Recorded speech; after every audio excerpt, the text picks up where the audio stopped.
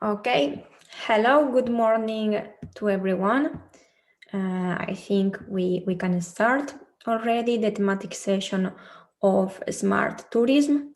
My name is Paula Peiró Garcia, and I will moderate today the session of smart tourism. I'm executive coordinator of Aurora H 2020 project. If you have any doubt or question, feel free to use the chat during all the session. So let's start.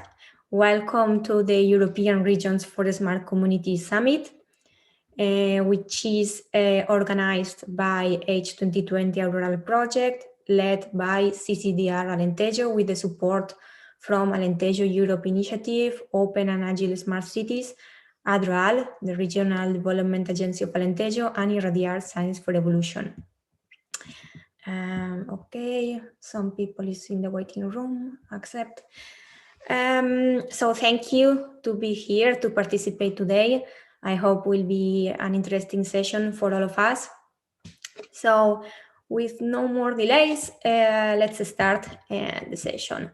Our first speaker is Patrick Torrent from Nextur, President of Nextur and Director of the Catalonia Tourism Board. Mr. Patrick Torrent is graduated in Industrial Psychology for the organizations by the University of Barcelona and Bachelor in Law by the UNED. He has formation in Marketing Management from ESADE and in Systems Management Information by Master Associated. On October of 2015, he was appointed to be president of the European Network of Regions for Sustainable and Competitive Tourism, Nextur, gathering 37 tourism regional authorities and DMO and 36 associated organizations.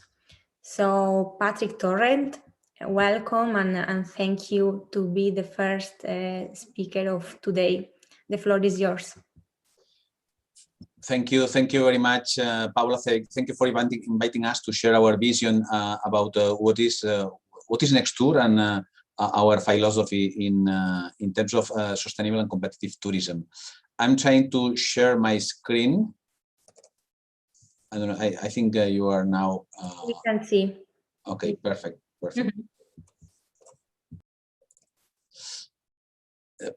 No.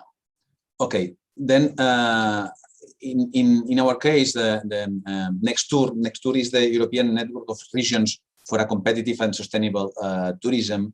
We are really grateful to the region of Alentejo, to the Portuguese presidency and all the organizers for inviting Nextur, the Network of European Regions for Sustainable and Competitive Tourism, to participate in this Summit of European Regions for Smart Communities. Nextur, we are the network of regional tourism policymakers and destination management and marketing organizations, which together with universities and sustainable tourism associations are committed to promote sustainability as a driver of our destination competitiveness. This is why it's a privilege to speak in this forum, because as the European Network of Regions that we are, we firmly believe in territorial cooperation. Our motto is we can only go far if we go together. Is this slide that go far, go together. If we are going alone, we could go fastest, but if we want to go far, it's better to go together. And this is the main reason why we exist since 14 years now, was created by Catalonia, by Tuscany, and by Provence-Alpes-Côte d'Azur, the three regions that decided in 2007 to create Nextur in order to put the vision of regions and the vision of tourism in the middle of the table of the strategic decisions in the European institutions. From 2007, now we are not 36, but 38 regions now in Nextur, growing, but especially reinforcing our position and our vision. And probably now in this situation, this pandemic situation, probably more important and more useful than ever, this capacity to associate our visions and to work together in order to put this project, this sustainable competitive tourism among the European institutions. We have been asked to bring in some inspiration by sharing what has been the Nextur's response to this crisis, how we have reoriented our initial program, what kind of actions we have done, what type of knowledge we have shared and built, and what are the learnings that we have collected. I hope you will find this presentation interesting. First of all, let me share with you the Nextur strategy. This driving behavioral change for tourism recovery through the twin transition, sustainable and digital. Since 2019, Nextur implements the interregional cooperation strategy under the 5S Sustainable Tourism of Tomorrow. Is by smart destinations, sociocultural balance, skills and talent, safety and resilience, and statistics and measurability. Our goal is to drive this behavioral change among regional and EU policymakers for sustainable tourism destinations. With the COVID-19 pandemic, the Nextur 5S for the Sustainable Tourism of Tomorrow have been put at the service of the regional recovery plans to guide them in the developing not only the tourism recovery, but also the tourism transformation towards green, digital, and resilient ecosystems. The key messages of Nextur for this recovery. Recovery by transforming green and digital. We think that we cannot recover exactly the model that we had in 2019. We need to recover through the transformation of our sector. We need to take advantage of these two axes of transformation, digitalization and sustainability, in order to create a more competitive tourism model for the future. Then recovery while transformation. Second point, second key message is the international cooperation with industry and citizens. There's the opportunity to build a new tourism model where residents are at the core of the tourism activity. So cooperation is needed to compare and improve. In the past, probably, the vision of tourism was especially centered in the offer, not exclusively in demand and never in residence. Now, I think from Nextur, the opinion is this new model must be focused in the residents and obviously in the industry, but absolutely in the demand. The third one is the territorial approach that, in our opinion, is essential.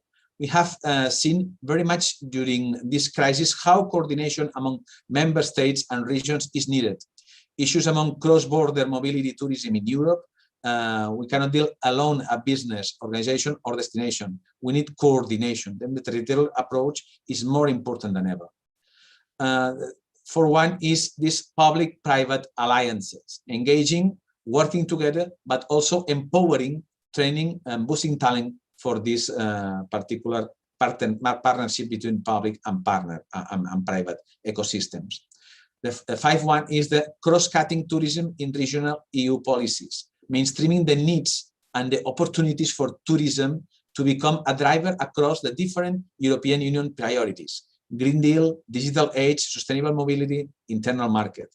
And finally, cross-sectorial focus with the multiplier effect, the visitor economy.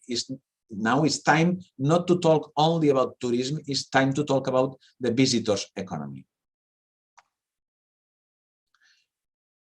We have working in two main axes, knowledge and dialogue. In terms of knowledge, to maximize the knowledge exchange, inspire, benchmark, co-create solutions along the different phases of the pandemic: emergency, restart, and recovery. And webinars and good practices section and topics as tourism and mobility, sustainable tourism products, green and digital transition, impacts of COVID-19, and in sustainable and in tourism, among others. And in the size of a dialogue, to ensure a permanent tourism dialogue territory regional with European Union. The regional tourism authorities and our DMOs manage the capillarity of tourism, the big, the medium, the small, and the micro. And we are at the front line of the daily challenges, offering responses and financing the restart and recovery because it's our competence. Therefore, Nextur works to raise the territorial needs of tourism to Europe and makes sure that the territory is aware and benefits from the European response. We advocate for a direct involvement of regions in the European tourism policy. And we are ready to co-create the European agenda of the tourism of tomorrow.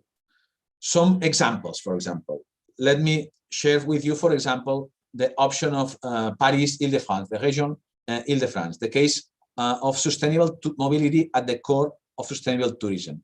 Traditionally, Île-de-France is the most visited destination in Europe, is the key learning which is valid for all regions and which Île-de-France has experienced. What show this crisis is mobility and safety are the core of the tourism experience, which must offer sustainable solutions door to door. Île-de-France region vision is that in the near future, tourism must be integrated in all sustainable tourism mobility plans for Europe, because we will not reach the Green Deal targets reducing carbon emission if we do not propose sustainable models of transport that match the needs of residents and the needs of visitors. To start with, the region's approach is integrating sustainable mobility as a key driver of the regional sustainable tourism strategy. Comes importance for the last mile.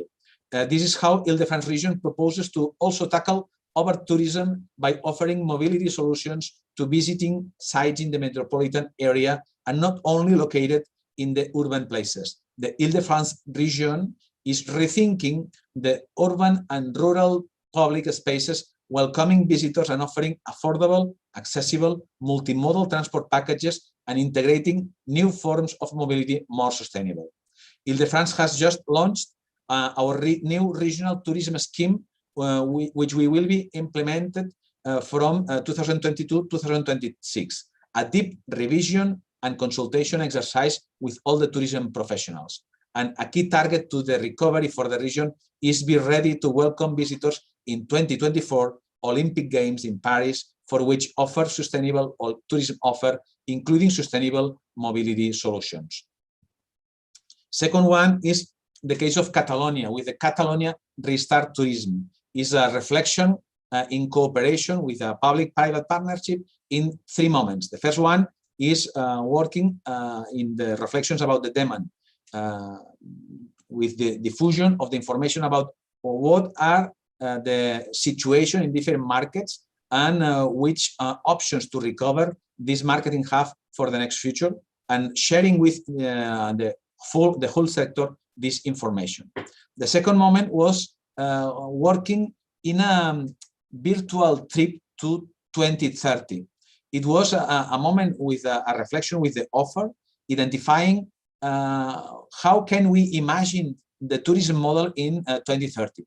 Is imaginary travel to 2030, identifying the main elements that defines the new tourism model in 2030, identifying which kind of projects we began in 2020 in order to create this transition to 2030.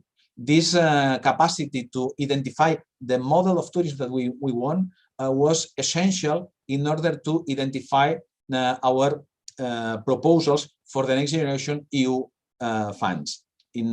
For this reason, the third act, the third moment of this Catalonia Restart Tourism Award was in last December, when we presented to the sector, to the industry, to the Catalan tourism ecosystems, the projects that were presented to the Next Generation EU recovery plans, with the main axis focused on innovation, digitalization, and sustainability, with 11 projects that were really interested in these two axes of transformation. I think is one of the moments where the whole ecosystem of tourism in Catalonia has been absolutely focused in the solutions and identifying the model that we want for the next future. The next tour vision of the tourism of tomorrow in 2050 is, in fact, the need to create the European agenda of tourism 2050.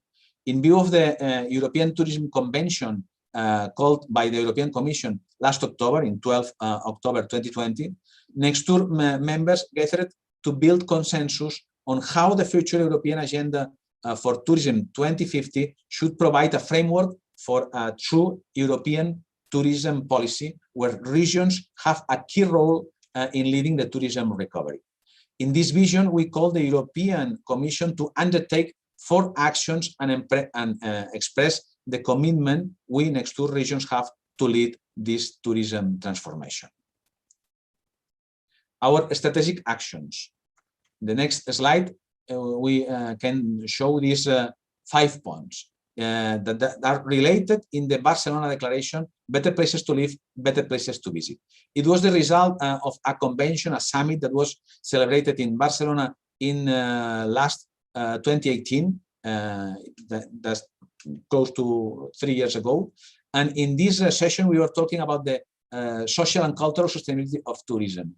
And the result of this reflection and the result of these speakers and these important topics that were touched in this convention is the Barcelona Declaration. The Barcelona Declaration that is focused in these 5 principles.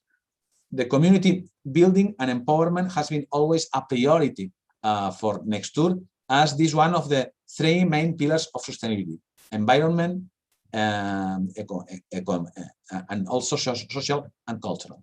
This priority becomes stronger due to the challenges that some tourism destinations were facing before COVID pandemic, the over-tourism or unbalanced tourism, as we prefer to call it, and the different reactions of citizens were having in favor or in contra the tourism. The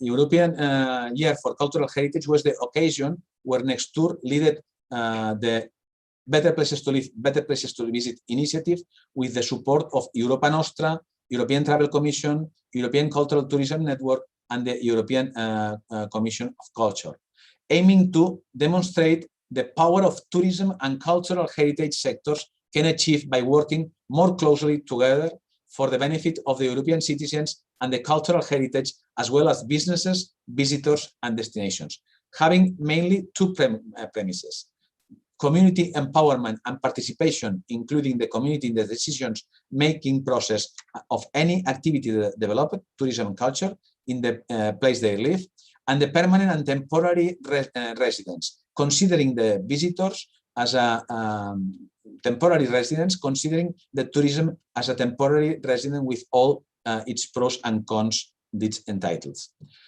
These 5 principles guide this initiative: smart and inclusive governance. What is good for residents is good for visitors.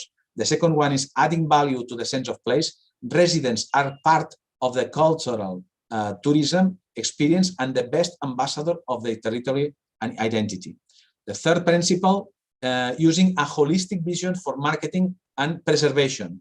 Promote hidden cultural heritage while being prudent in promoting the overexposed ones. The 4 principle, balancing people, place, and business. Better measure to better manage. We cannot manage what we cannot measure. It's important to have these indicators in order to know the good balance between place, people, and businesses. And last one, the principle 5, connecting people to people. Citizens and visitors search for new and transformative experience.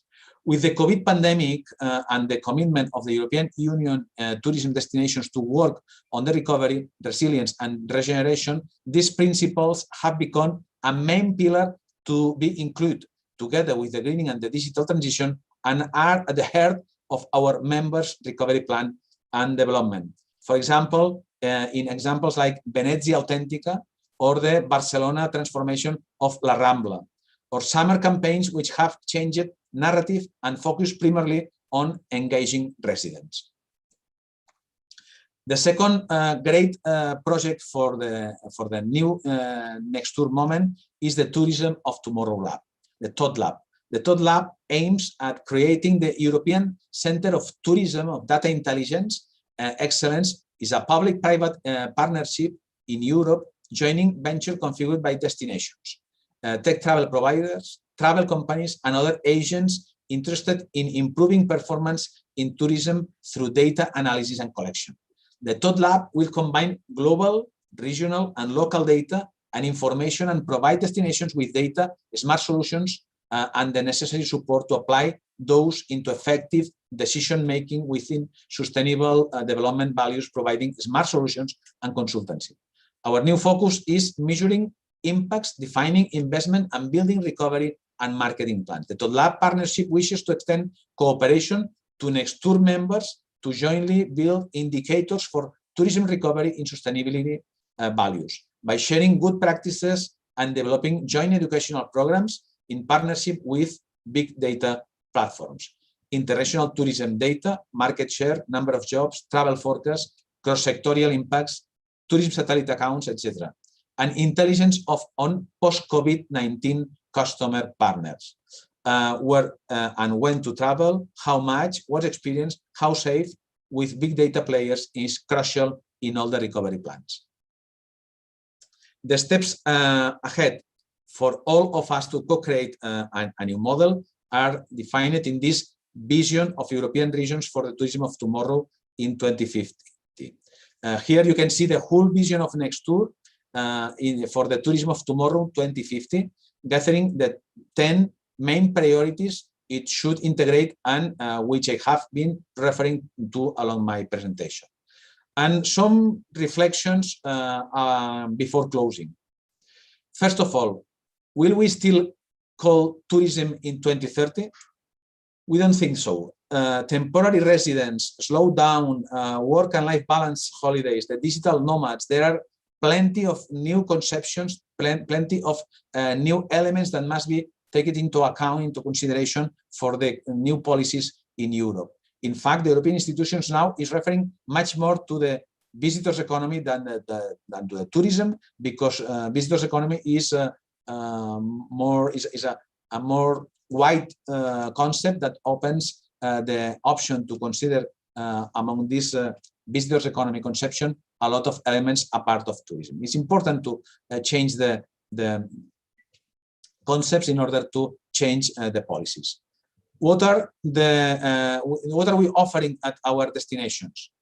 Capacity to build public-private partnerships and including citizens, including residents, to ensure capacity to adaptation constantly to the crisis management and business safety and resilience. Experience in safety, quality, flexibility, genuine and culture.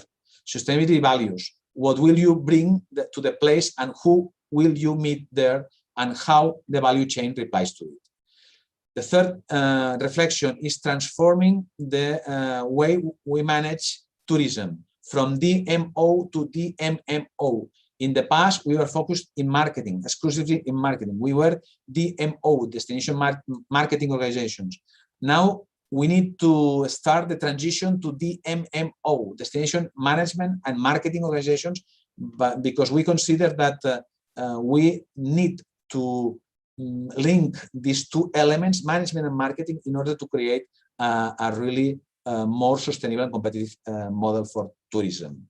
The recovery, as it is the year of the destination management and marketing organizations. We are the ones that can make the difference in the territory and the tourism ecosystem, provided that a multi-level governance is established.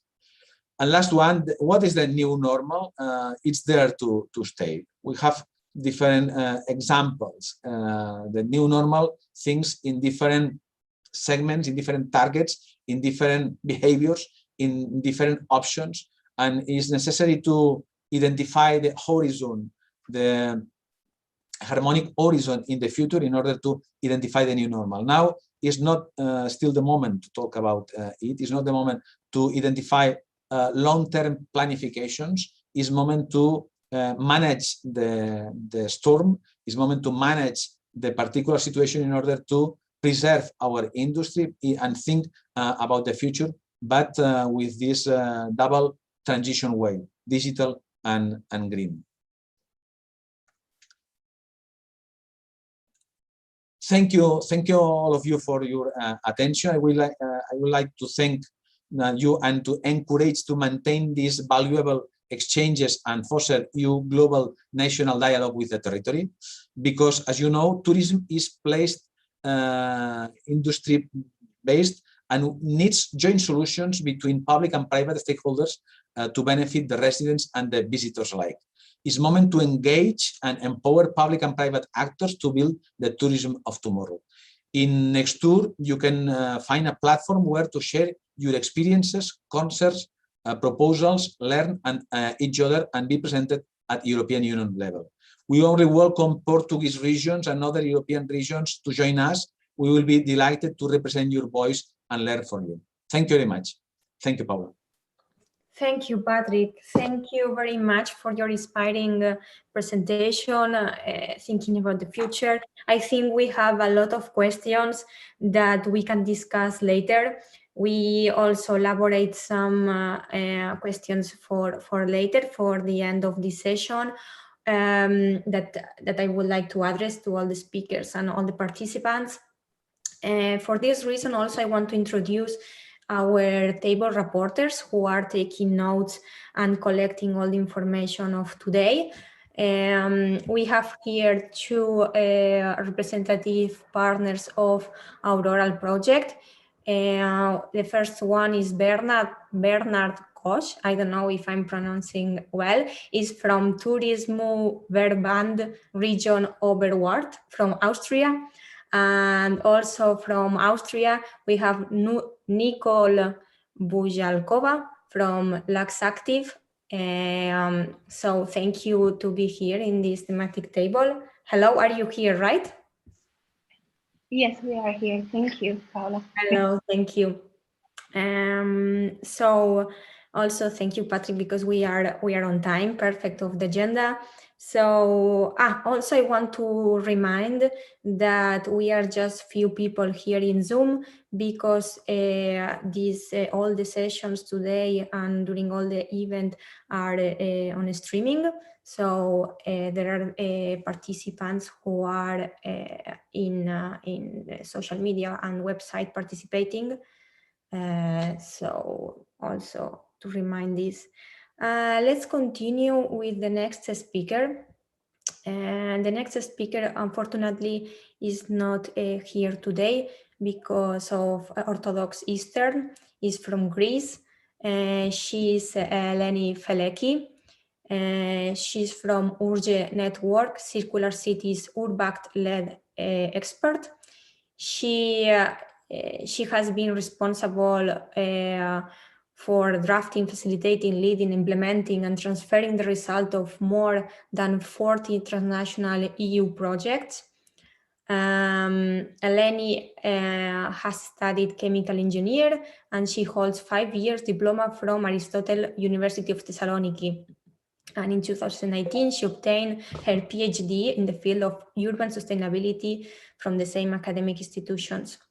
I hope this will work. I will share my screen and the presentation.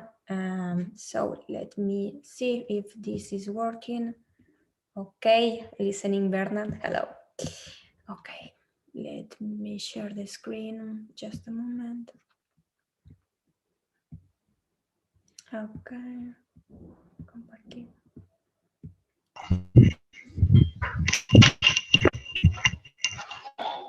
Okay, can you see my screen?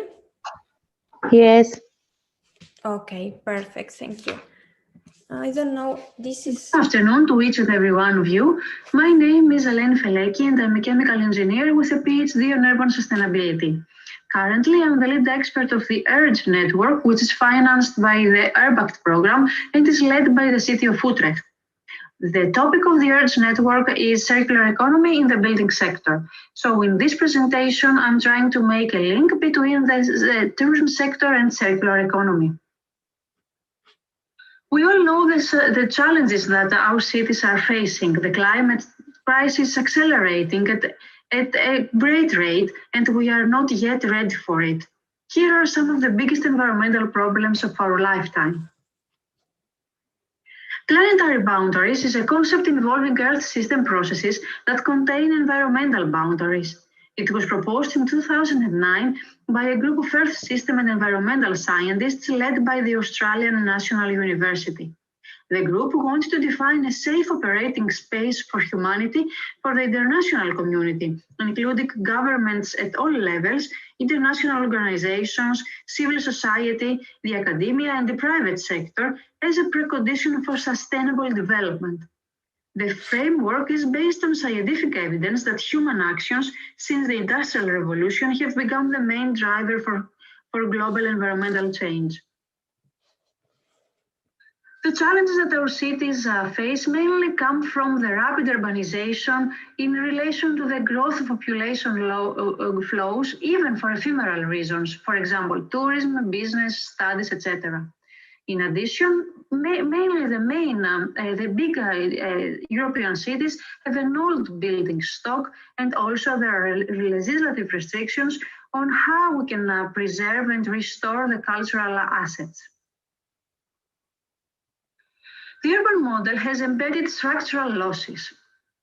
For example, in terms of mobility, cars remain parked for 92% of their time.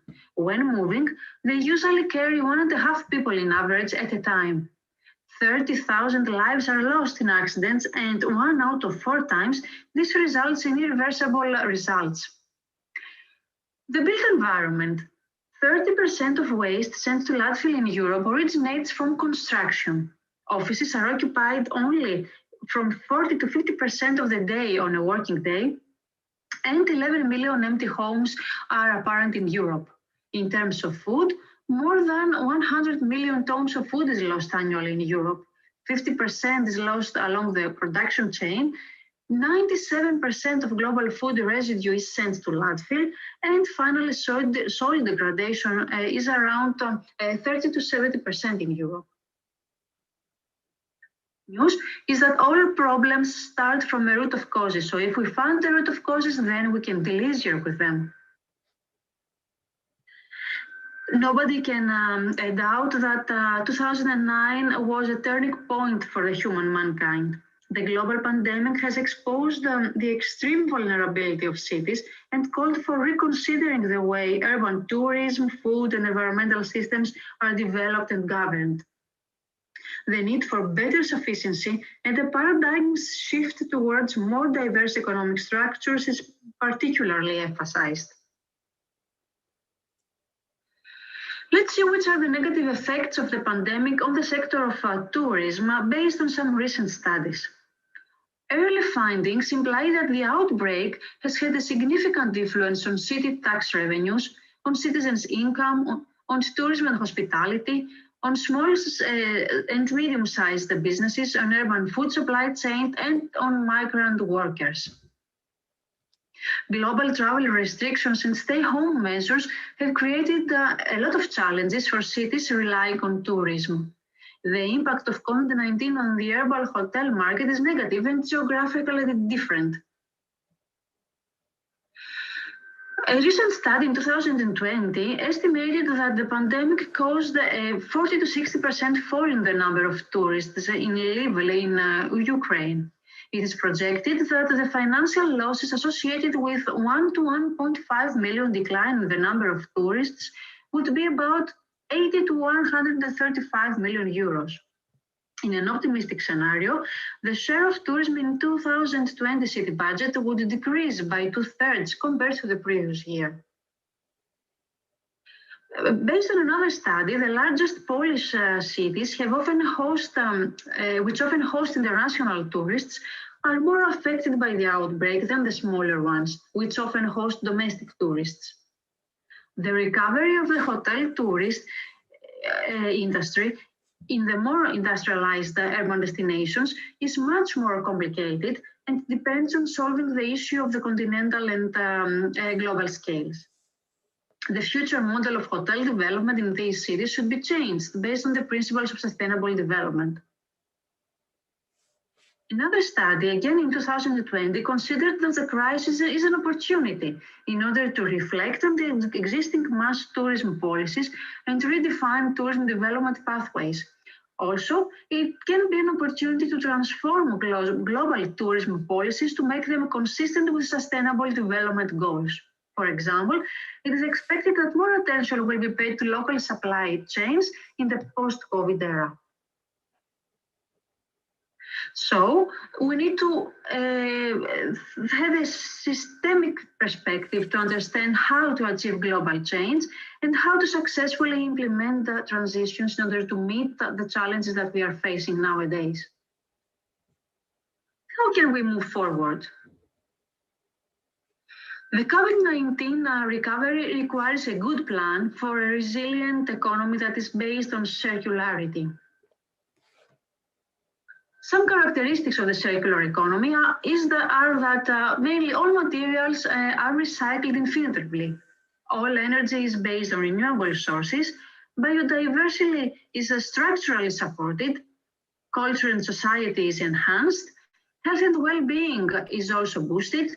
Not only financial value is generated, and systems become more adaptive and resilient.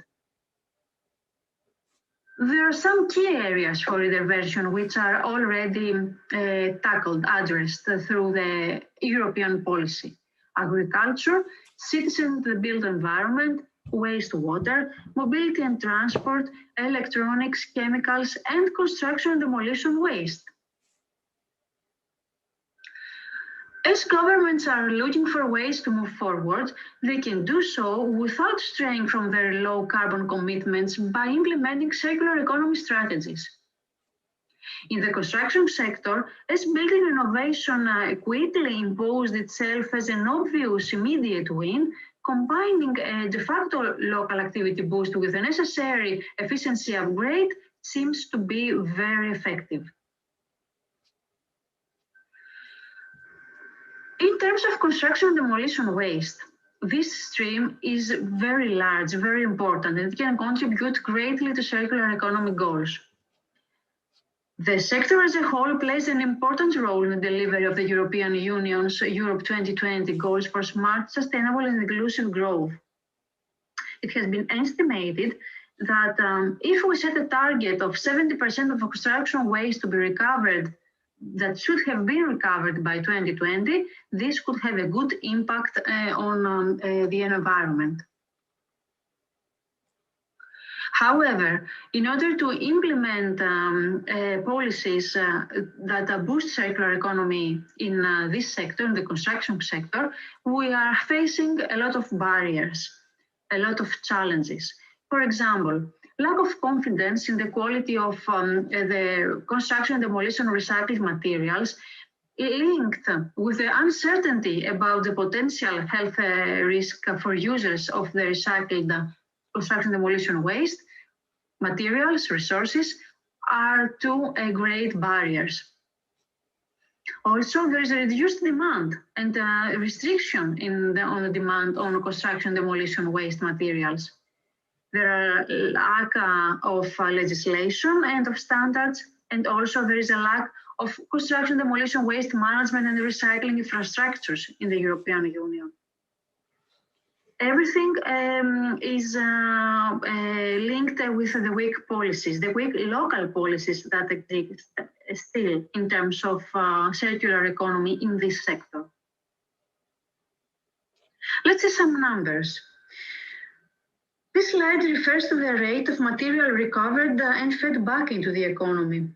The circularity material use rate is the rate of the circular material use divided by the total materials used. It is focused on the demolition and construction waste. Overall in the EU, only an average of 12% of material resources used in the European Union in 2016 came from recycled products and recovered materials, saving thus extraction of primary materials. Also, there is another indicator that is monitored at the EU level. All these numbers and these figures are extracted from the European dashboard. This other indicator is the construction demolition rate prepared for reuse, recycle, or subjected to material recovery, including through backfilling operations, dividing by the construction demolition waste in total. The performance seems to be encouraging, but circular economy does not imply only recycling. And also we need to remember that these rates seem to be high because, as already mentioned, they also include the backfilling operations, which according to the latest legislation should be banned. So the challenge remains to find ways to close the loop and reintroduce waste in the economic cycle, reflecting also the misinterpretation of the circular economy notion. So we need a clear definition of the topic, of the main themes of the topic, and of the cross-cutting issues of this topic in order to achieve a consensus. And additionally, we need to envision future activities in order to exit the leader and model activities that will be designed and agreed using a participatory approach and an integrated approach. Here comes the URGE project, which tries to deal with all these challenges. The URGE project is led by the city of Utrecht and is financed by the URBACT program. In general, main themes include issues related to the processes that take place during the life cycle of the building. As you can see in the figure, these phases are construction and renovation, operation and use, design of requirements, demolition and waste management, recycling and reproduction, whereas we have also identified some cross-cutting issues which are supportive to the processes and include better knowledge, regulation and policy, including smart urban planning, boosting the market of secondary materials, including innovation and public procurement.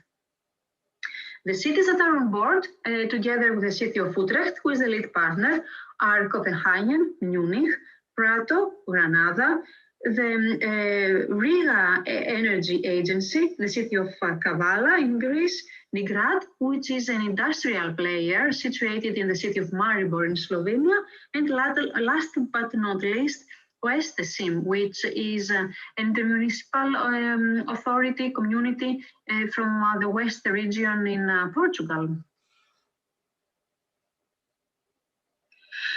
The themes that the partners, the 9 partners of URGE have decided to focus are awareness raising and enhancement of skills and knowledge, tools and procedures, infrastructure, governance, and materials and resources. The URGE project is being implemented in 2 phases. Phase 1 has already been implemented, has finished, and now we are running phase 2, which will lead to 9 action plans, to 9 plans that the cities will deliver locally in an integrated and participatory way, trying to introduce activities on how to boost circularity at the local level, focused always in the building and construction sector. Apart from these big themes of focus that you've seen in the previous figure, now with this infographic, you can see how the URGE partners have unfolded these themes into more specific interventions. For example, eco-design, secondary raw materials transportation, storage standards, the need to introduce a deal, a green deal among them, the stakeholders, material passports, and so on. You can find more information about that in an article that we have published, which is hyperlinked in this slide.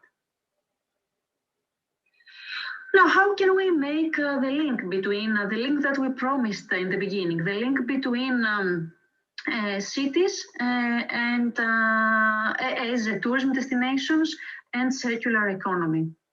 In order to achieve that, we need to reconstruct infrastructure to access the destination. We need mobility travel transformations. We need to design open spaces. We need to enhance buildings sustainability standards.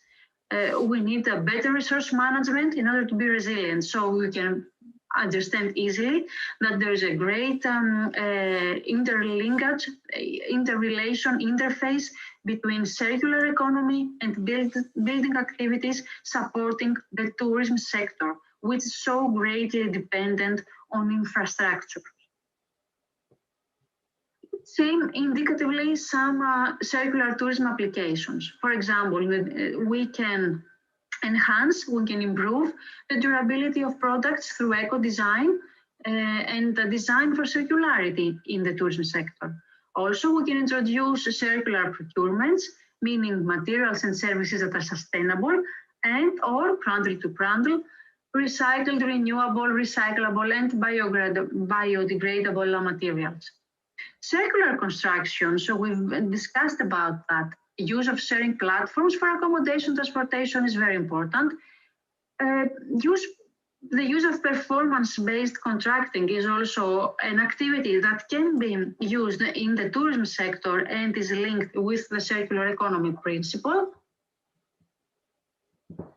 The maximization of digital services, for example, dematerialization for brochures is something else that is already, of course, implemented in great extent. This is not something very innovative. Production on demand, and here we can we can make the link to the food sector in order to also minimize food waste. Renewable energy and energy conservation is linked also with the circular economy approach, and is something that can be implemented in the tourism sector. And in terms of cultural heritage and landscape perspective, we can envisage activities that can give more incentives to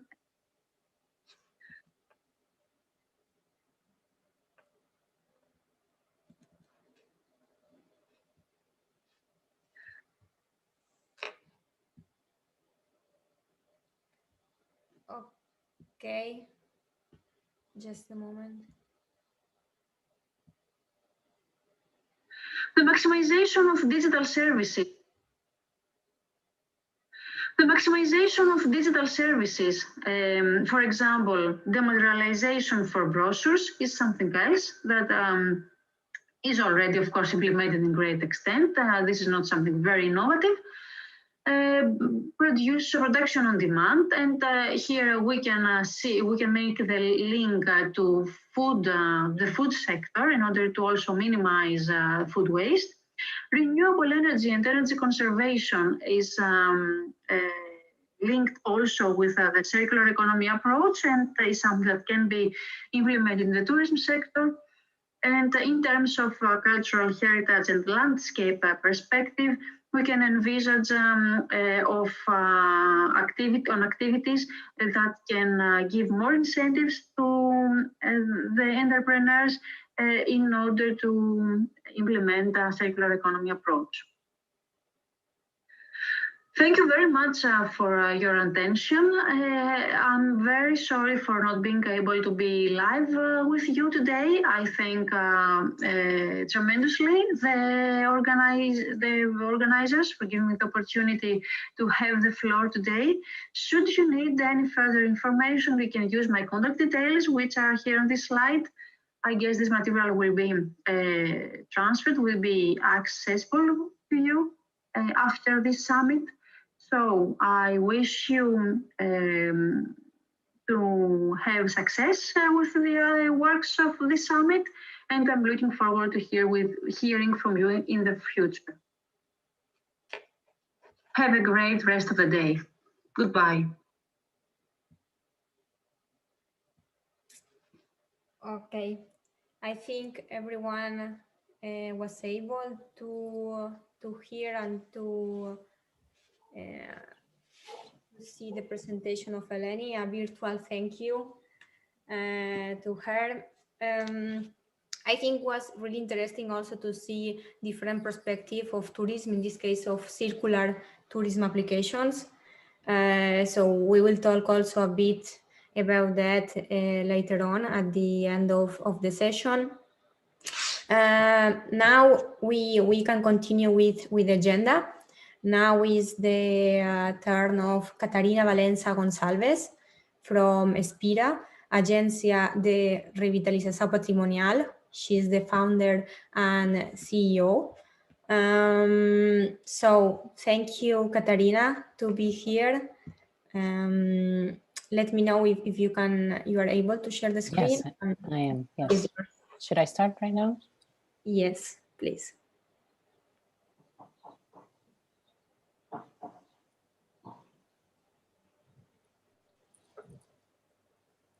I think you can see it, right?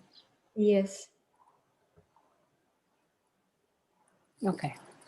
So hi to you all. Thank you so much for the invitation. I'm talking, well, I'm not in a city. I will be presenting the perspective of someone who works and lives in a very small municipality of Portugal, in the Alentejo region, the third smallest municipality of the country, Alvito, that is right in the middle between Évora and Beja. And I will be talking to you about the experience that we've accumulated in this more than 20 years of work related to cultural heritage in rural areas.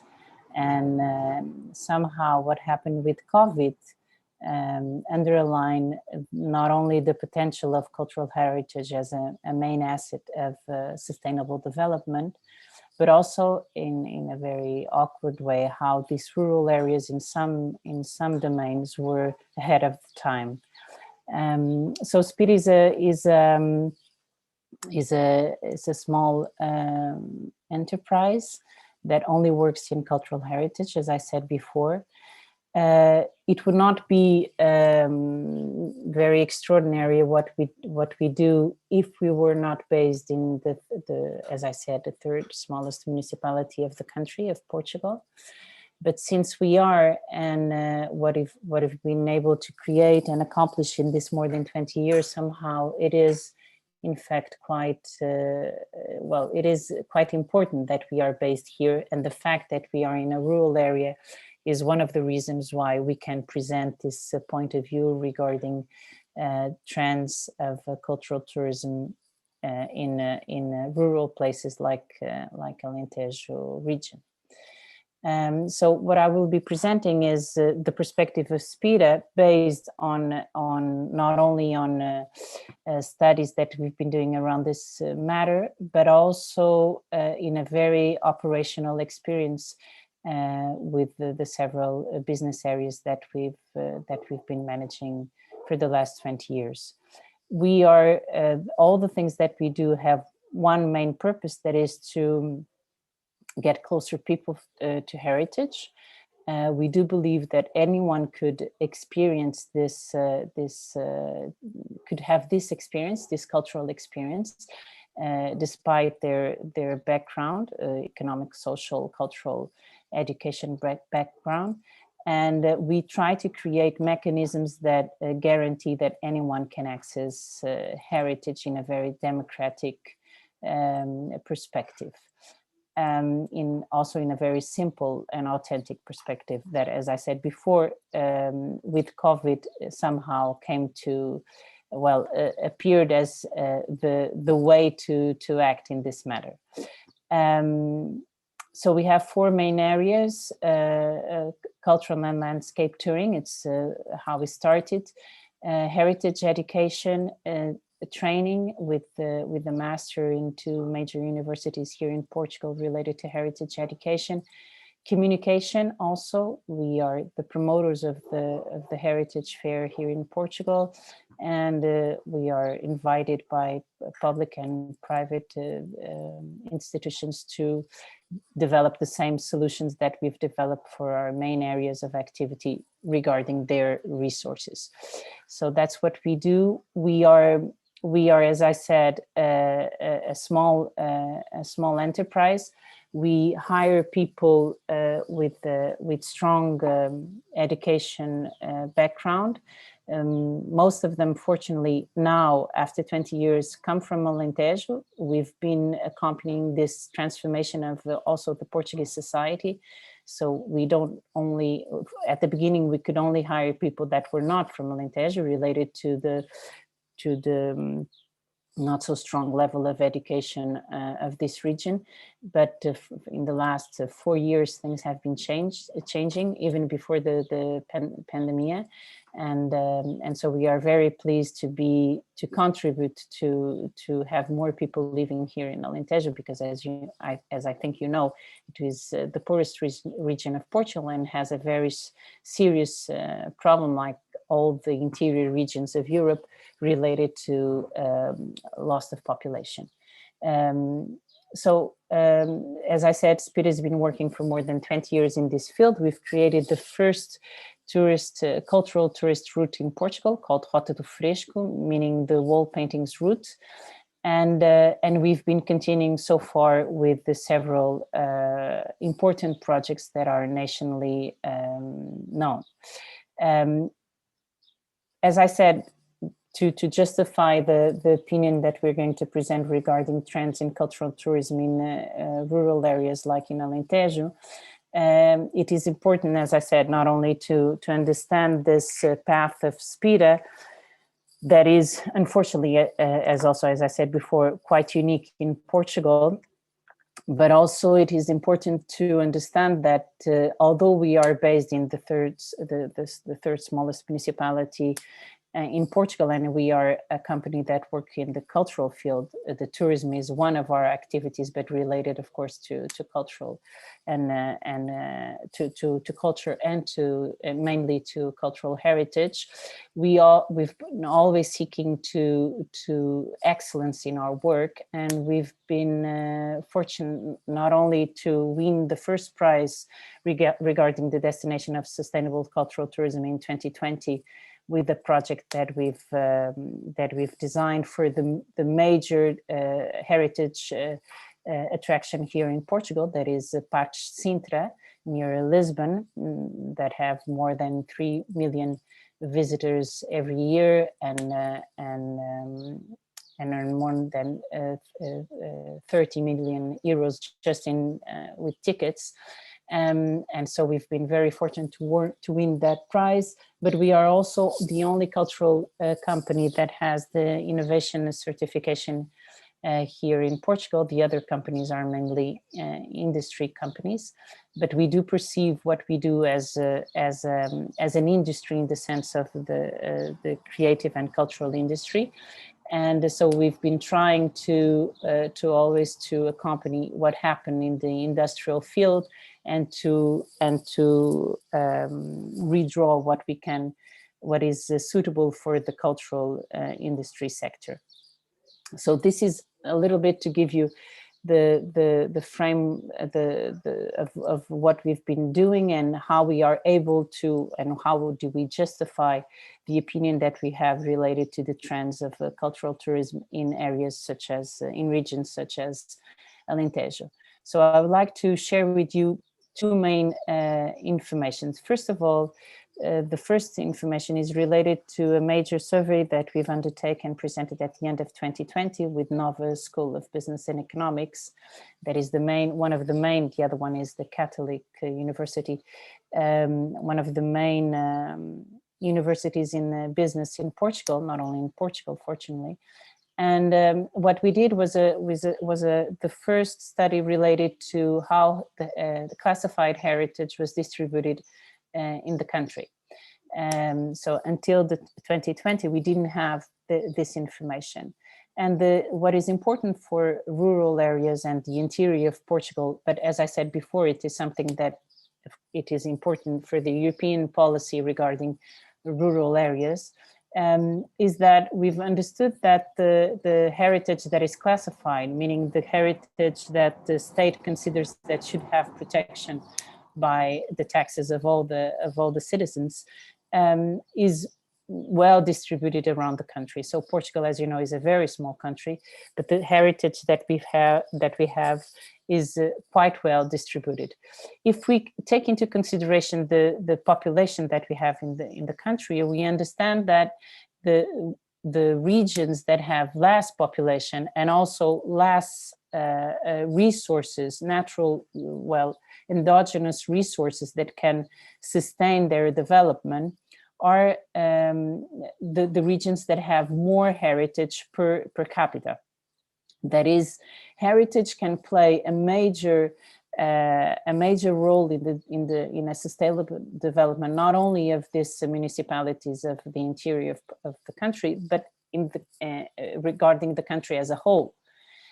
If we take into if we take into consideration and we attend to this main asset that is cultural heritage. I have to underline, and I'm underlining as a private company, that heritage is a very good business opportunity, because if there is other owners of companies present here in this webinar, well, we don't have to build this infrastructure. We don't have the obligation to manage it also. So we only have to apply our intellectual, our know-how, if you want to, in order to activate the main value that it has inside, economic and social value that heritage has inside of it. So it means that in terms of investment, it's a quite good investments, not only for private, but also for public bodies, because if they work together, they can exploit this capacity or these characteristics of heritage. So these rural areas that are very well, that have a very interesting number of heritage in their interior municipalities, should take into consideration this asset, and should develop a strategy that is focused on this asset that they already have in their municipality, in order to create a sustainable development strategy related to local resources. So this is one of the consequences of one of the outputs of the survey that we've undertook recently. But the other one is a calculation that we did regarding this classified heritage.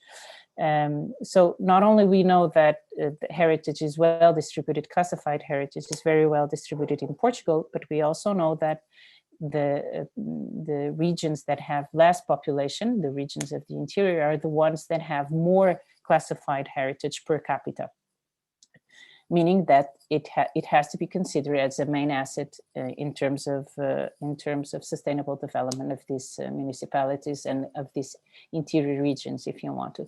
But what we also did in that survey, we calculated what was the possibility, the expectation of visitors if this heritage was open to the public, because most of this heritage is closed, as you know, in Greece, in Italy, in France, but also in the eastern part of Europe.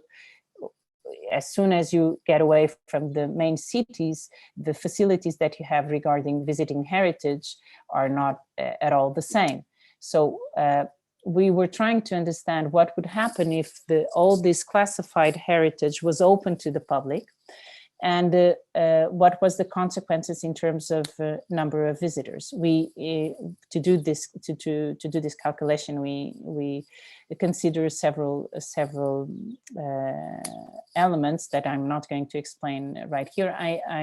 You have the website of the survey that has a resume, and the long survey that has more than 250 pages, but you have a resume with 30 pages in Portuguese, unfortunately, but the website is also available in English.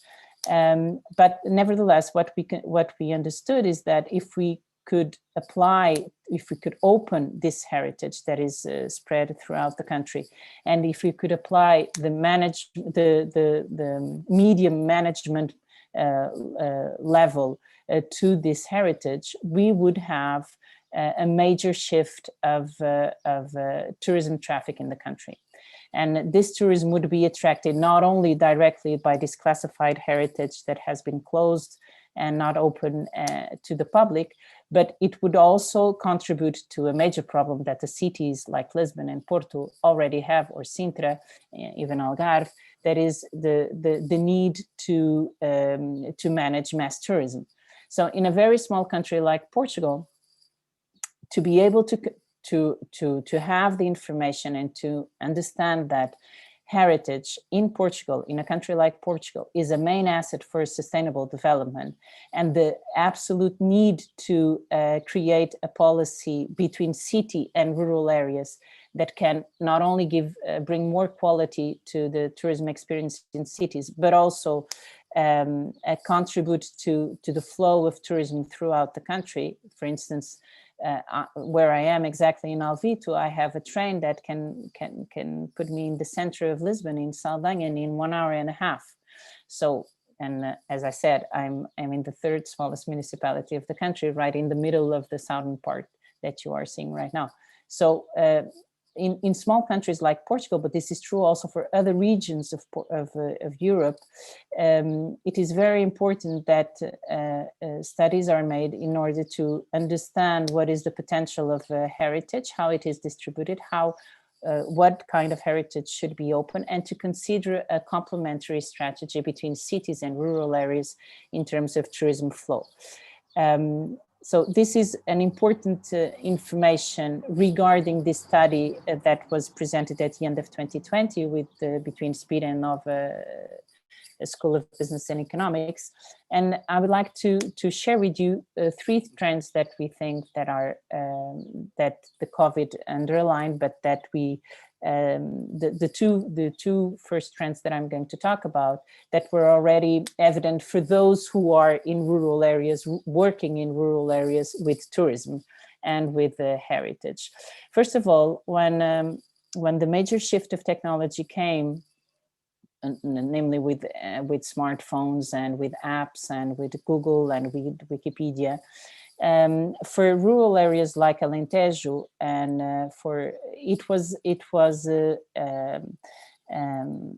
it was a revolution.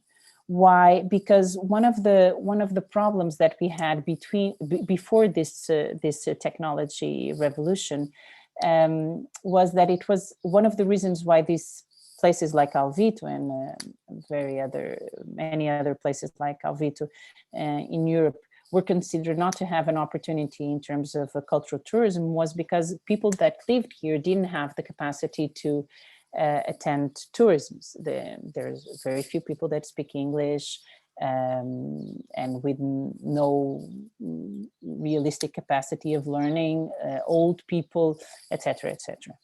What technology brought to places like this was a release from this obligation of having the same characteristics as people that live in the city. So when people get here, they can have their English, French, German, Italian, Spanish version of everything. Actually, they can have a description of all the churches. They can get around without asking anything to anyone if they want to, with Google Maps and the GPS.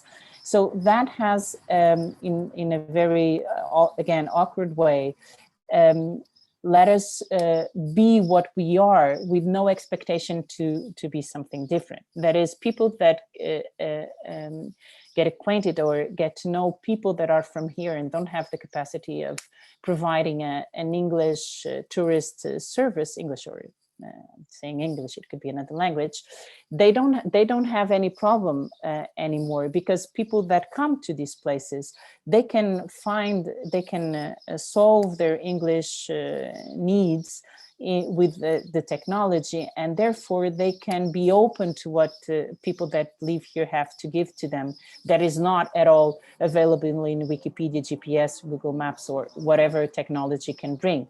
And so it was technology. This technology revolution was in a ironic way an opportunity to let local people be everything that they are, and to complement the tourism experience with this authenticity that before was not happening, because there was the wrong expectation regarding local people.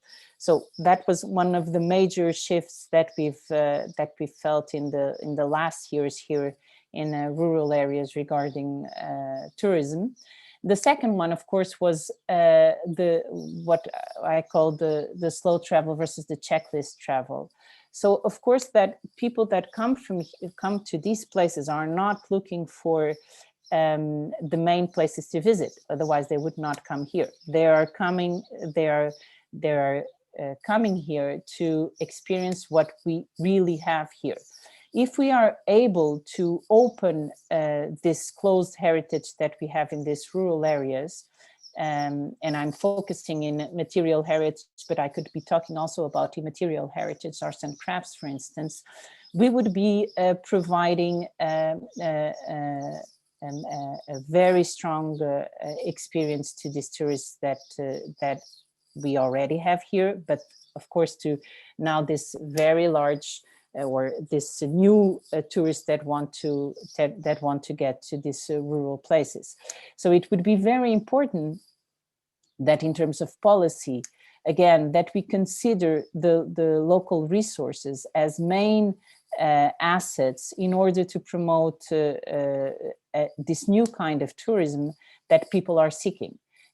People are seeking for a tourism that is not a mass tourism anymore, even if there is always people that will be looking for that. And rural places, like so many that we have in Europe, are places that can provide that if we are able to create the conditions to open the heritage, cultural and immaterial heritage that we have, to make accessible the heritage that we have in this region. So it's not about building, as the last speaker talked about, it's not about new building. It's not about new things. It's just about accessibility and providing access to things that already exist.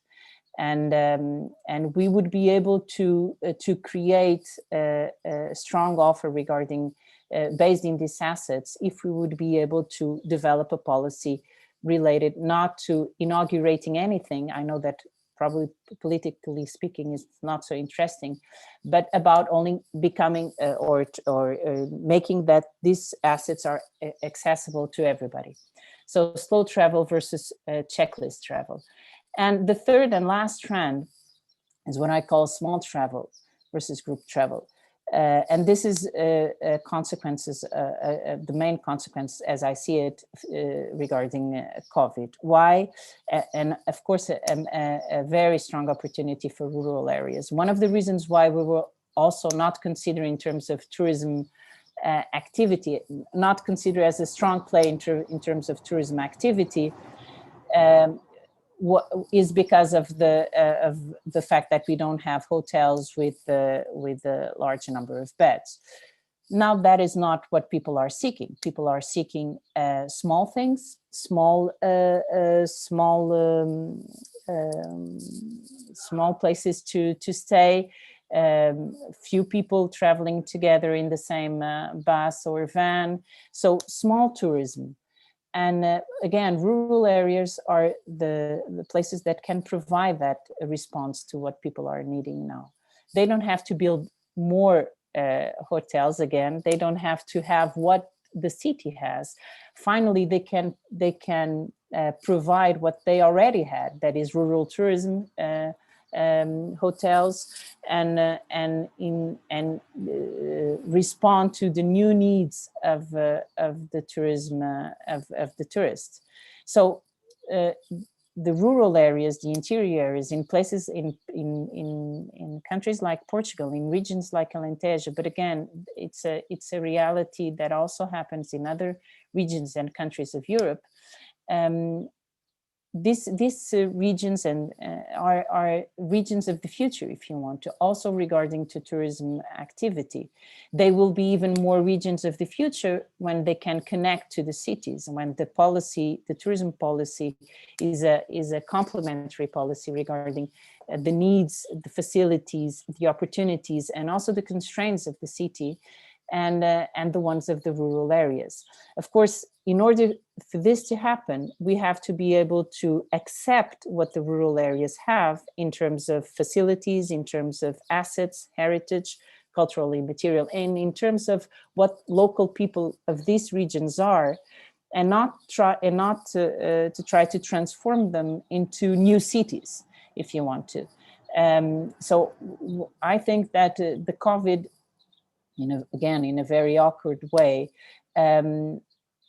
is a possibility to allow rural areas, rural regions, small villages to present themselves with all their assets, with all their characteristics, authenticity, and provide and respond in a very direct and in a very strong way to the new needs of the tourists, the international and the national tourists, and in this sense to build a new strategy for rural areas focusing cultural, material and immaterial heritage, with the contribution of local people, and taking into the consideration all the facilities, even if they are not the 5-star hotel, all the facilities that we have in these rural regions.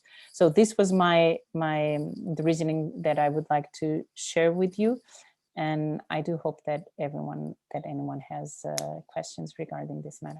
Thank you so much. Thank you very much, Katarina. It was really nice to see your presentation. Thank you for all the speakers today, the 3 speakers, because I think we were lucky because we saw different perspectives, different ideas for the tourism in the future and COVID situation. Well, I wrote different comments and thoughts, but first of all, I would like to ask if before to start with the questions, I want to ask to all the participants if you have some question or comment to our speakers of today. So feel free to use the chat or raise your hand or use the tool more convenient for you. During this time, also I can share with you some of the comments that I was writing. We were talking about the innovation, the accessibility, the sustainability that are the future of the tourism.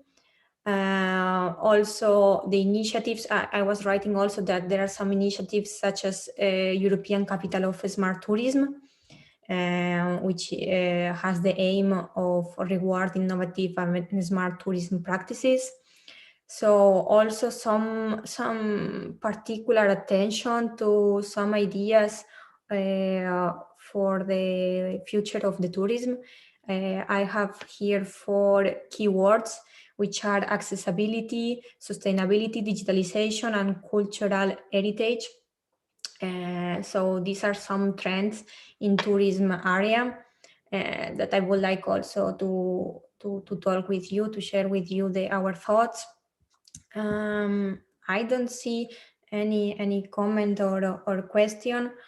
So maybe we can start with the first question that we prepared here for today. The first question that we have is, how is artificial intelligence used for tourism purposes, and what does one want to achieve with it? So this one is about artificial intelligence. I will repeat, is how is artificial intelligence used for tourism purposes, and what does one want to achieve with it? Is everyone here who wants to talk about artificial intelligence in tourism, or someone has experience on that, if good or not, or what do you think about that? The speakers, Patrick or Katarina, that you are here, do you have some experience on that? Yes, thank you, Paula. In terms of artificial intelligence, we have some options, some experiences. One of them in Catalonia, the destination that I represent, is we think a really useful technology that helps us to have predictions about the movement of people, about the tourism flows. We had in the past an experience here in Barcelona, close to the area of Sagrada Familia, that you know is the most concentrated area in the city of Barcelona.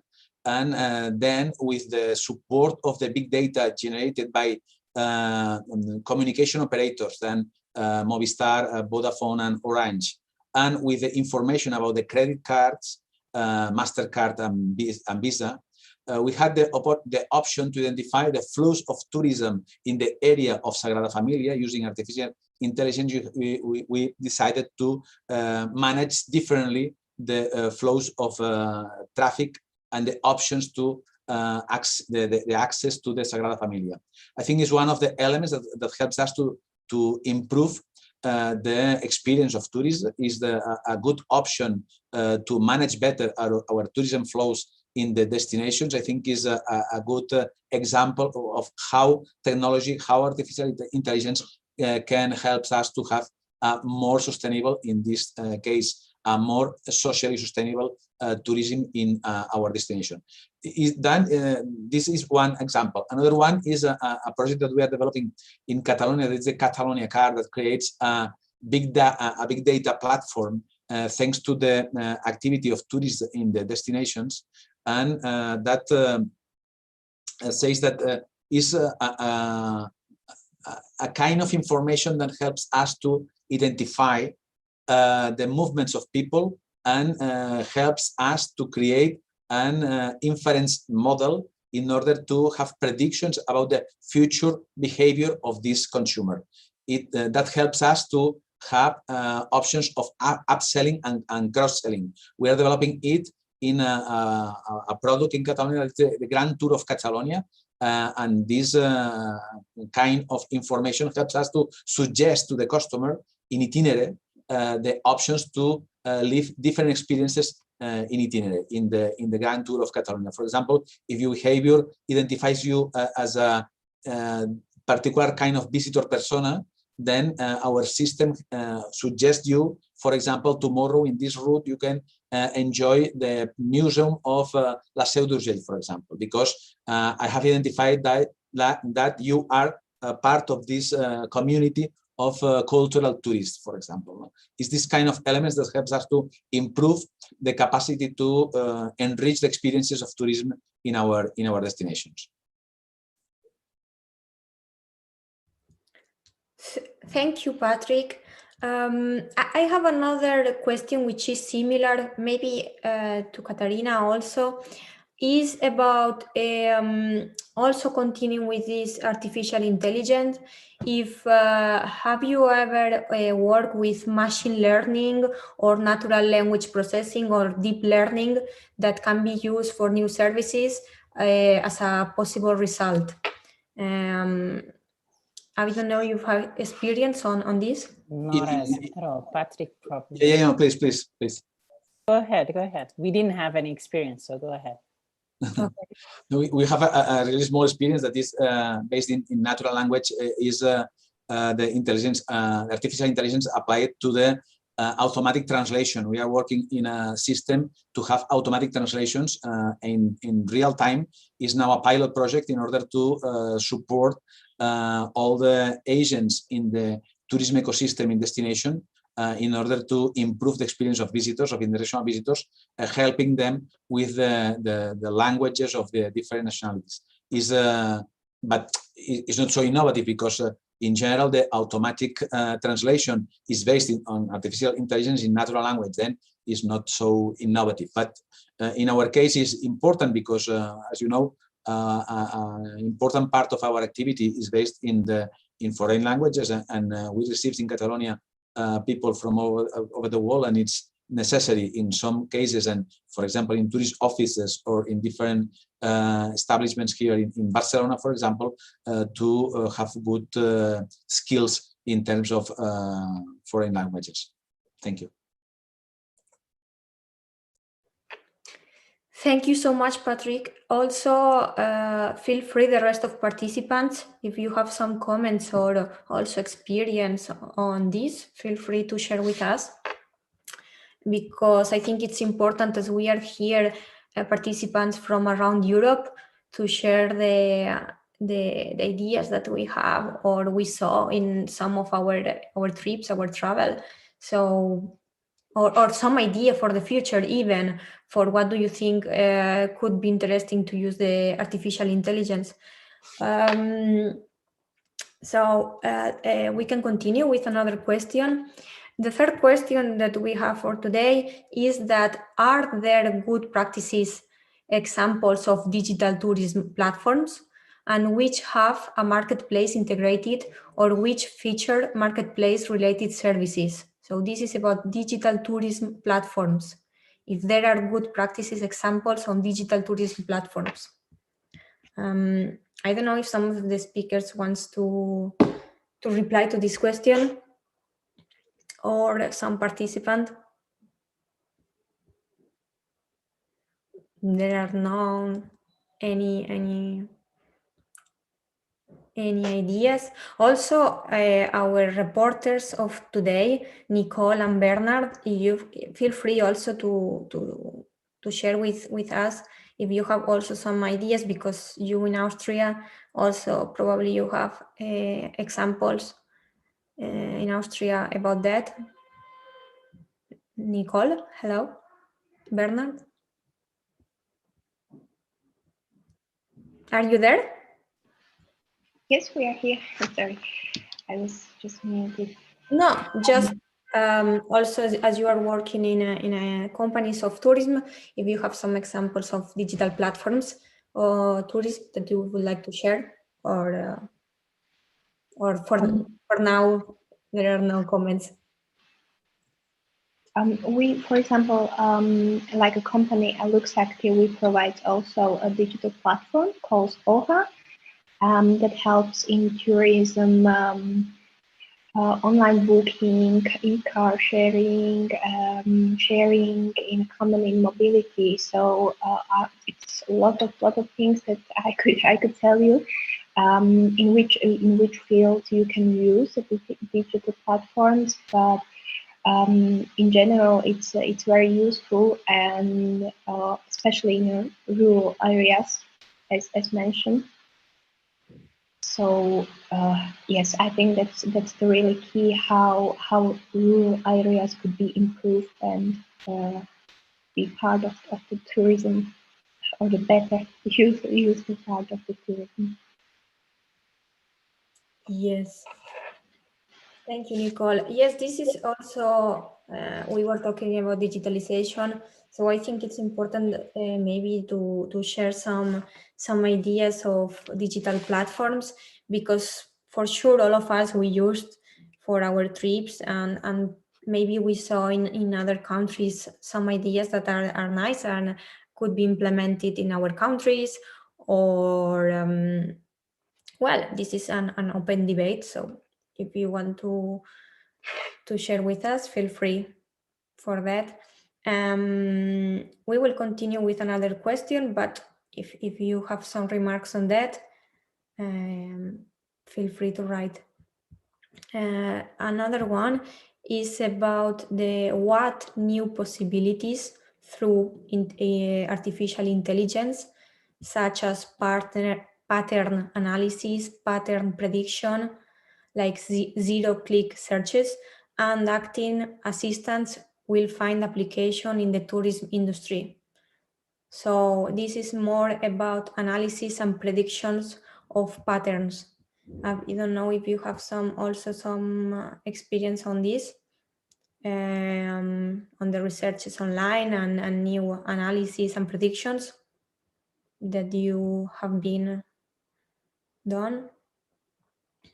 There are no comments on this point. Okay. Maybe we can move to another topic, not artificial intelligence, because I see not all of us we have experience on this. The next one is, what does smart tourism offer to protect the cultural heritage of the communities? How is achieved? Because as you know, this event is about smart communities, and cultural heritage is an important part, as Katarina was showing now, also, for example, in Portugal, also in Spain.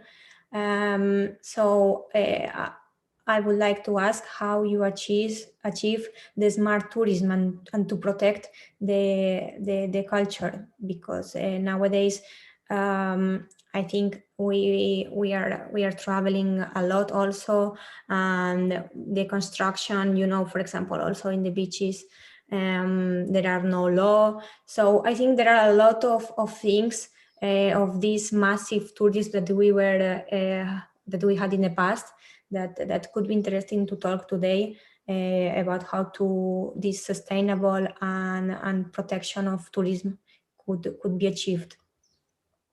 Katarina, yes. See, well, what I can say is that if we want tourism to contribute to a sustainable development of the countries and of regions, it is possible if you consider the endogenous resources of the region, such as cultural heritage. I can give you a small example here in Portugal, again based on the survey that we've undertook. We know that we have more than 38,000 monuments in Portugal. More or less 4,500 are classified, and of these only 200 are open to the public.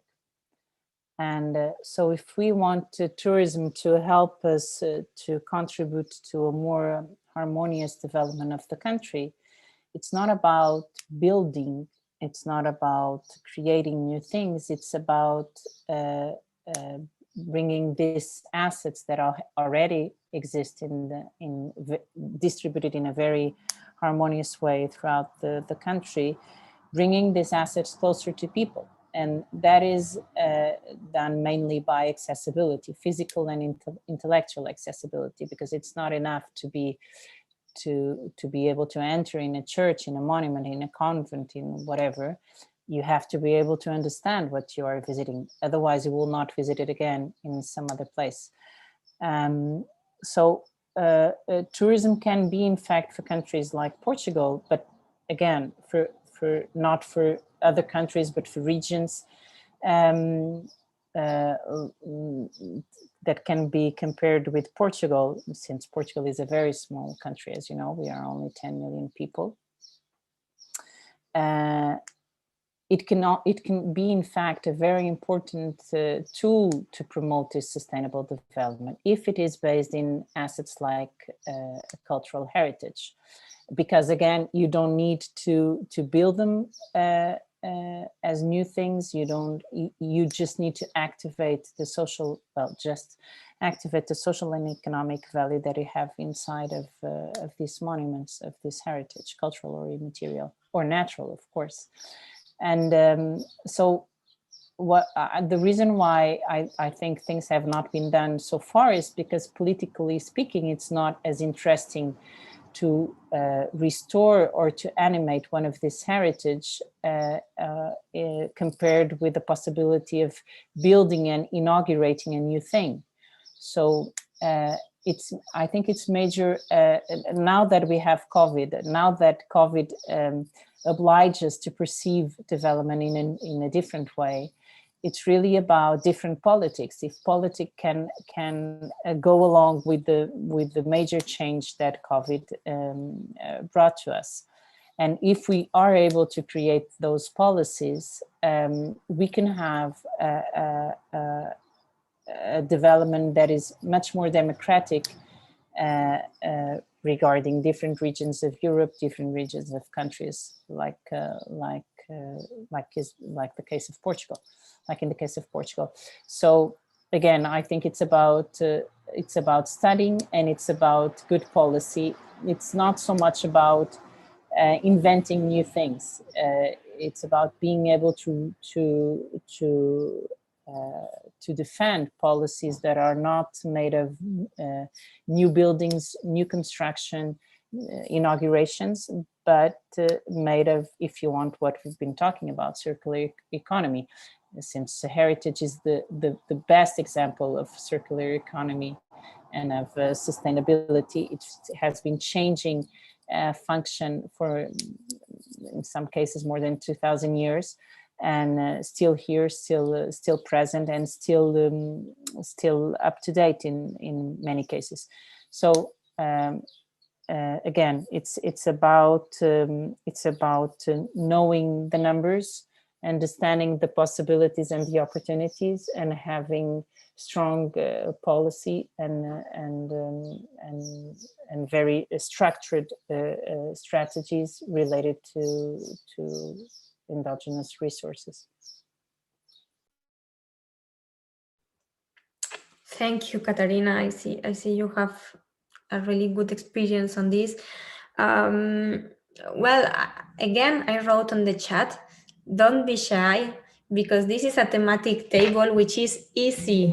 I mean, there are another thematic tables more technical, but this one, I think all of us, we were used to travel. So for sure, we have experience, we have recommendations, and we would be really grateful to hear the experience and comments from all of you, because are really good for all that we are here today, for the experts, for the professionals, and also for us as participants, as travelers, let's say. So please don't be shy. You can write it. You don't need to talk. Just you can talk. Not I'm just asking these questions, but if you want to introduce another one, of course, feel free. Well, this next question that I have here is really similar to the other one. The other one was more focused on culture. This one is more about natural resources. It's about how can smart tourism help to protect natural resources. If you have also some comments on this about natural resources. Also, Katarina, before she was talking, for example, about Sintra Natural Park, that I'm Lisbon now based, I'm Spanish, but in Lisbon, and I know also the Natural Park. So this is also an important part of how to protect the natural resources that we have in our countries.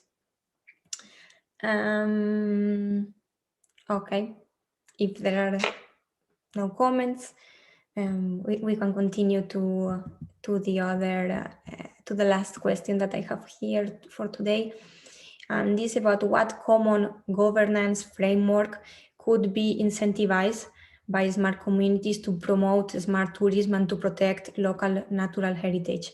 This is more about the law, about how we can change or how we can motivate to have common governance framework to achieve this sustainable and smart tourism in the future. Well, perhaps I can comment and also regarding your last question, Paula. We have here in Alentejo a very good example related to natural resource, that is Rota Vicentina. Speed is part of it with its brand Portugal Heritage tourist operator. And I think it's also a good model of management, since it is a public and private partnership related to an asset that belongs to everybody, that is a natural paths that go along the coast of Alentejo.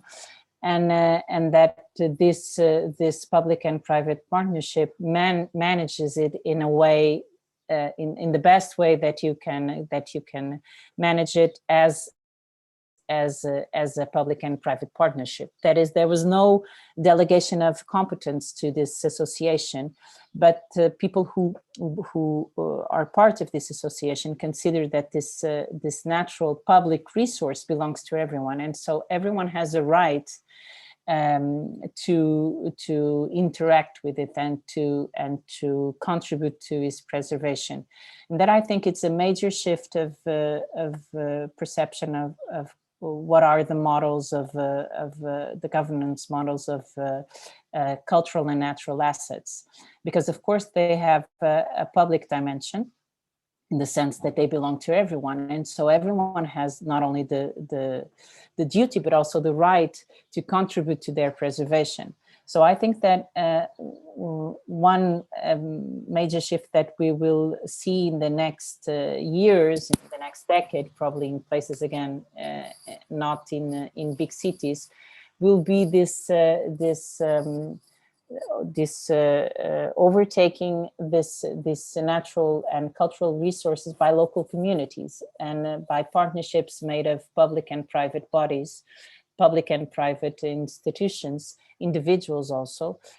So a very large spectrum of kind of people, some of them professionals, some of them technicians, some of them just people that are interested and feel that this resource also belongs to them and that they have a right to contribute to that preservation and to determine what will be the future of this natural or cultural resource. So I do think that these new models of management of natural and cultural resource, again, in places that are not big cities, is one of the changes that we'll see in the next years, and is part of this opportunity that we've been feeling here in places like Alvito in the last 5 years, and that COVID has again underlined.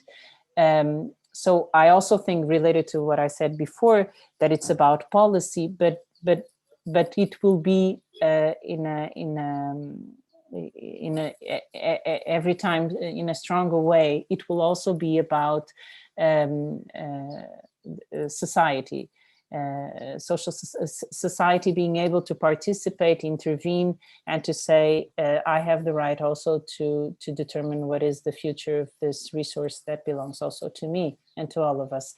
So I think that that will be one of the major changes that we'll see in tourism in the next years. I know several cases around Europe, also in cities. I'm thinking about, for instance, in Napoli, there's an association made of local people that have taken into their hands the management of the catacombas of Napoli, and that now they have more than 20 people hired, local people, young people in a difficult neighborhood of Napoli, and have been able to, through that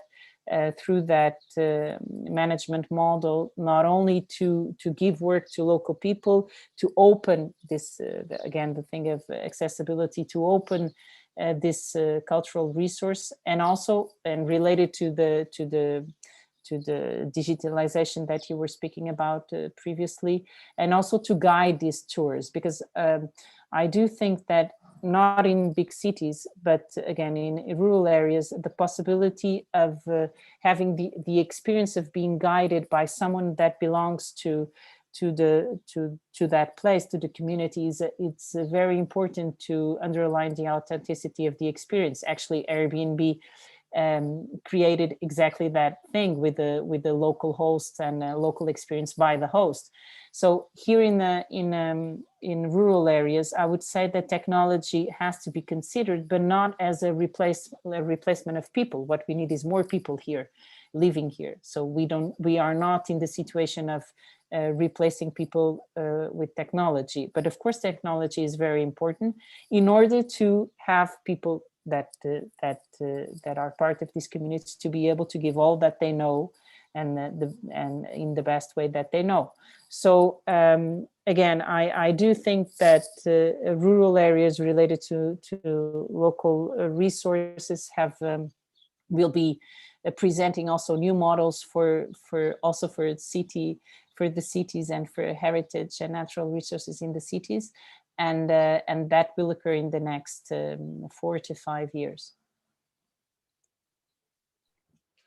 Thank you, Caterina. I really like the Costa Vicentina, the first example that you were talking. Yeah, I recommend to everyone here. Really nice. I note some of your comments, also very relevant. And in the meanwhile, we received some questions in the chat. One is from Vitila about the good attraction that to consider an ecotourism. I don't know if this is a question or if you have some comment or experience on ecotourism. So you can share with us. Another question that I received is regarding connecting people to people. The question is, are there any good cases which creating a space with well-balanced interaction between tourists and local residents? Nice. I think we can ask this to our professionals if you had some experience about this cooperation or collaboration or relation between the tourism and the local residents. Yes. Yeah. In the case of Nextur, is one of the 5 pillars of the Barcelona Declaration: better places to visit. Connect people to people is the 5th one, and is one of the projects that we now have been presenting a project for the Next Generation EU, because we think that the technology will help us to connect both communities, residents and visitors. But we had in the past, and in the case of Catalonia, we will touch this issue, this point, in the next World Sports Tourism Congress that will be celebrated 21st October in Catalonia, in Lloret de Mar. One of the points is for Sports Tourism Congress, how sport could help to connect both communities, residents and visitors, and to create these dynamics of interaction between both communities. In different countries, they are developing actions, activities, matches, competitions between visitors and residents in order to help this they create this particular atmosphere between them, because if not, it's complicated to have this kind of interaction. And I think it's really a really good option. And in the case of this Congress, we will have a particular speaker talking about the options that sports tourism offers to this interaction between visitors and residents. Another one is culture. The museums, the National Museum of Art of Catalonia now is creating an event that is focused in have both visions, the visions of the residents and visitors of the visitors about the masterpieces of the museum in different forums, presential forums, talking about the interpretation that people gives to the masterpieces of paintings, for example, of sculpture, for example, in the National Museum of Art of Catalonia. These two brands, these two fields, culture and museums and sports, are some of the most more proactives in order to ensure the contact, the relation, the link between residents and visitors, and could help us to achieve this cultural and social sustainability for tourism. Thank you. Very appreciated your question. I think also, in my opinion, in the future, we should consider more to take into consideration the experience of the tourists, right? Because it's not just to visit some place or to be in some hotel, it's all the experience that the tourist has during the trip, during the travel. I have another question. Is addressed to Katarina, and the question is: what are the existing policies to promote the trends you were showing us, the slow travel, the small travel, and local people, and how to make these trends more attractive to the policy level? Thank you, Katarina. As I underline, I have the I usually don't present SPIDA in the conference that I do, but I was careful enough to do that to explain that the trends that I was pointing come from the experience of SPIDA, meaning that they are, of course, my opinion, our opinion as a team, and they are based in a particular situation that SPIDA has, that not only we've been working in the field for more than 20 years, which is not something that is obvious, as you know, for many companies in the real field, not in Lisbon and then doing some studies regarding what happens in the real country, but based in the real country for on one side. And on the other side, because we are able to do this strong research and deep research, but also to have it research based, of course, on things that we read and conference and studies and surveys, etc., but also based on the practical operational experience that we have not only with the tourists, but also with the local community. So that is the reason why we come to these trends. I think that it is very important, well, to do what we are doing here, although people that don't have their camera on are not participating so much, but it would be nice to have their opinion. I'm sure that there are people who have opinions and experiences interested to be shared, but perhaps in another occasion. Nevertheless, I do think that the way to make these trends come true in the sense of to make them happen as in their full potential in regions like Alentejo, or in small countries like Portugal, is of course to share these ideas as we are doing here and now, and to try to in some way, in all the opportunities that we have, to share this knowledge, because I do think that the reason why we still don't have policies that sustain these trends, I have to confess that I always see a major gap between the very strong papers that are produced by the European community, etc., and reality. I have the feeling that sometimes who designed those papers have a very small experience of places like this that exist all around Europe. And I do think that cultural tourism, or using tourism as a major tool for a sustainable development, is very difficult to achieve if you are not on the field. If you are only based in research, it's very difficult to make those policies being actually applied and coming and bringing good results, outputs to those regions.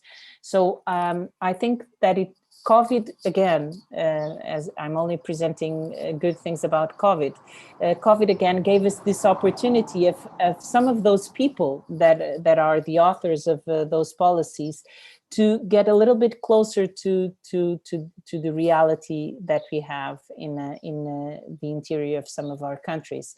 So I think that will help to have policies that are more adapt to the reality of countries and of the local assets. I also think that the technology, social network, again, COVID, underlined the individualization of society and of people having the opportunity to say what they think. And these two movements coming together, we will meet somewhere in the middle, and we will have policies that are more accordingly to what the interior really needs. That is not at all, and the interior regions don't want to be Lisbon, Porto, to be like them. If you come to these places and if you ask people here what would they like, no one would say I would like this to be like Lisbon.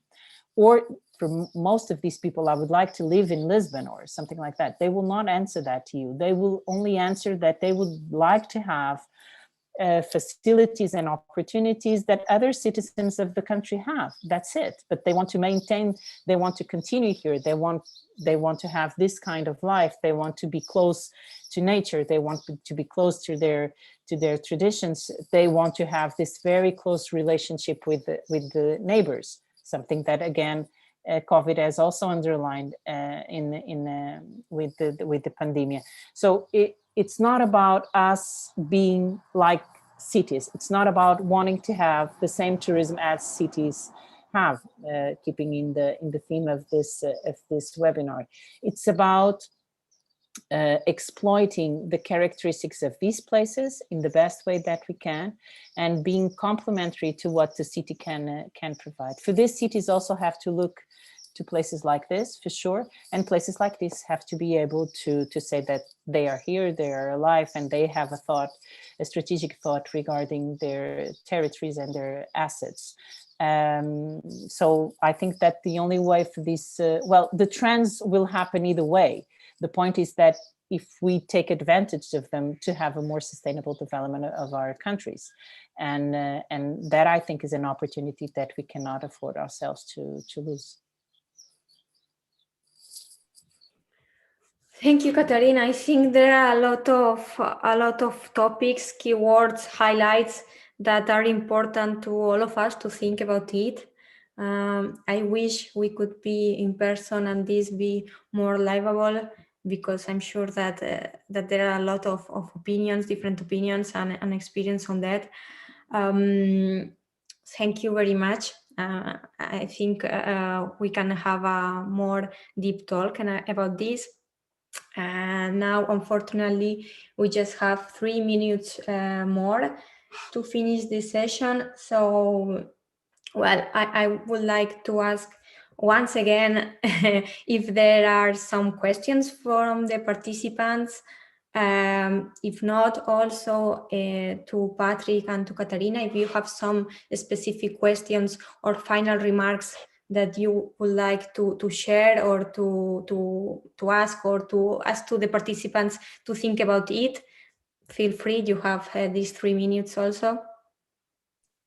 Just one question from the Nextur site. I think now is moment to go together. It's moment for be part of a bigger association. I think it's important to have the capacity to talk directly with the European institutions, because now the future of our sector will be decided from the European institutions with the European recovery plans. I think it's the moment to work together, to suggest together the model that we want for our future for tourism, this model that must be sustainable and competitive at the same time, and that needs the support of everyone. Then I invite you to participate in different forums, in different platforms. Nextur, obviously, at your disposal, at the disposal of the Portuguese regions, because we think that we need your vision, your particular position in tourism in Europe in order to enrich the position and the point of view that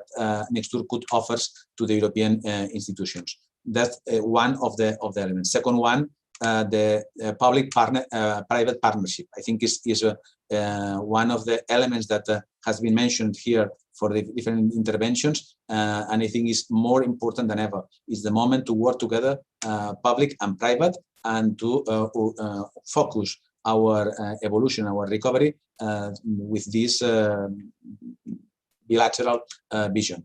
Thank you very much.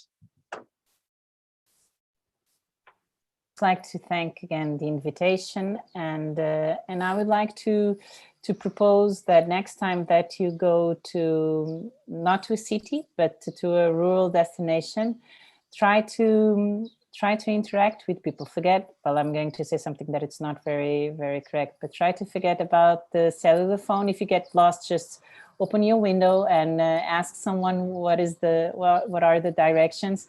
Talk to people. You will discover that although you don't have the same language, you will be able to understand yourself. We have that experience here in the several tours that we've been making for more than 20 years, and trust people. I think that's the main thing that I would like to suggest for you to do. Go to rural places, trust people, get involved with them, talk to them, and I'm sure that you will discover much more than you would if you would only do the tour with the book or with the Wikipedia next to you, or even the most developed app of the moment. So that is my recommendation, to get along with people that live in rural places. Thank you very much. Very appreciated recommendations. Very good.